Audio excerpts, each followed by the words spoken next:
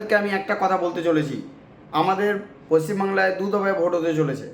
একটা হয়েছে 23শে এপ্রিল, আর একটা হচ্ছে আপনার 29শে এপ্রিল। মে মাসের 4 মে 4 তারিখে আপনার ভোটের রেজাল্ট বেরোবে। সেই রেজাল্টে আমি এখনই ফলাফল ঘোষণা করতে চলেছি। বিজেপি জিতবে, জিতবে, জিতবে।